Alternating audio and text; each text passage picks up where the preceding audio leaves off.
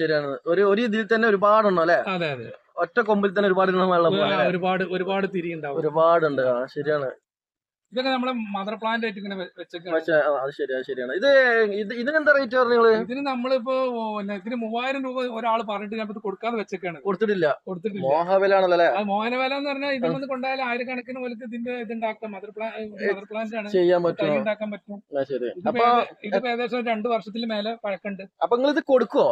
അതിന്റെ വില കൂടുതൽ കിട്ടിയാൽ കൊടുക്കും? വില കൂടുതൽ കിട്ടിയാൽ കൊടുക്കും. നമ്മൾ പിന്നെ വില കിട്ടിയാൽ നമ്മൾ എന്ത് സാധനം കൊടുക്കില്ല എന്നല്ല മറ്റുള്ള നഴ്സറിക്കാർ പറഞ്ഞ മാതിരി നമുക്ക് പറഞ്ഞു. അപ്പൊ ഇത് 3000 രൂപ പറഞ്ഞിട്ടുള്ള ഒരു തൈയാണ്. ഇതിലും കുറച്ചും കൂടി പൈസ കൂടുതൽ കിട്ടിയിട്ടുണ്ടെങ്കിൽ ഇക്കത് കൊടുക്കണാണ്.